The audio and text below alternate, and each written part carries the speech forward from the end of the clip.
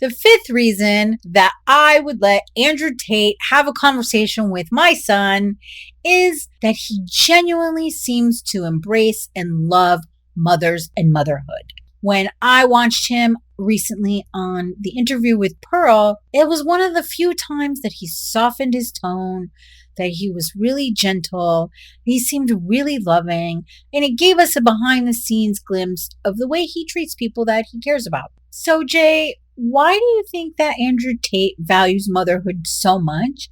And do you think the rest of the world does too? Good question. Well, let me ask you. This might not seem related at first, but stick with me. Okay. Is entrepreneurship important for society, for the evolution of humanity? Yes. Okay. And do you believe that nature and society inspires, designs, trains certain members of humanity to excel at entrepreneurship and focus on it in their life? Yes. And would you say that to be truly effective or good or great at entrepreneurship, it requires quite a bit of focus and is basically a full-time job or passion?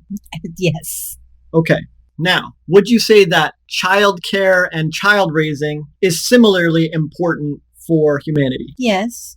And would you say that nature and society trains, inspires, designs, nudges people, certain people, towards childcare and child raising? Yes. And would you say that to excel at childcare and child raising, you can't really half-ass it? It's kind of a full-time job or passion that requires a great deal of focus.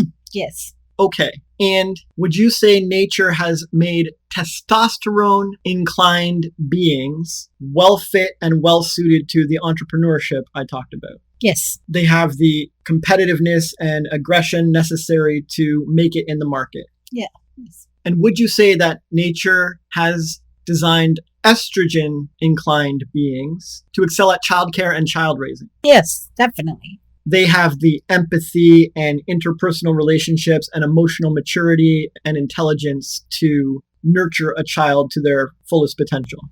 And infinite patience too, yes. Yeah. And so is it common to see Tate having personal accountability for his strengths and weaknesses? He might not be perfect at this, but on the whole, he's fairly decent at calling reality for what it is, accepting reality how it is, and making the best of it.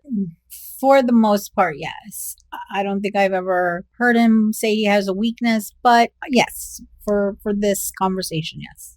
Well, in that Pearl interview you keep referencing, he literally says, "This is my weakness. I suck at this shit." He knows he's not an estrogen-inclined being. He knows he sucks at childcare and child raising and nurturing. He knows he can be a good role model and teach them accountability and discipline and stuff, but he is fully aware that women have an incredibly deep relationship with kids. They carry them in their bodies for 9 months. They spend massive amounts of time with them. They're designed internally and externally to support this child. It's not just their estrogen or lactation or whatever. There's a million things going on behind the scenes. And Tate knows he's not fit for any of that. He literally physically can't do it. And even if he found a way, he'd still suck at it.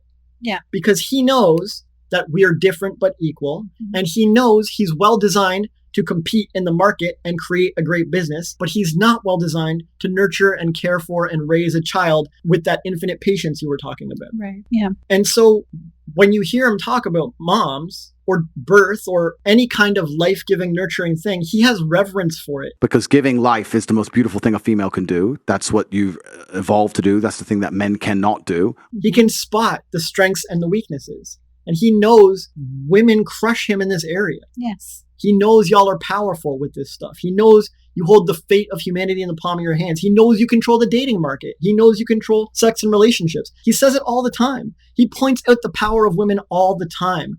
Just most people aren't hearing it. No, it goes back to most people aren't listening because of the way he comes across. Yeah, his energy. They miss the good stuff. And his loudness and his aggression. But the message is still there. Yes. And so, yeah, of course, I think he cares for and cherishes moms.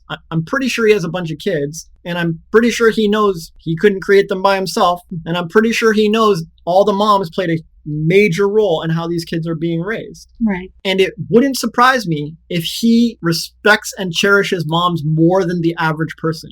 Because the average person just like, moms or whatever. There's a dime a dozen.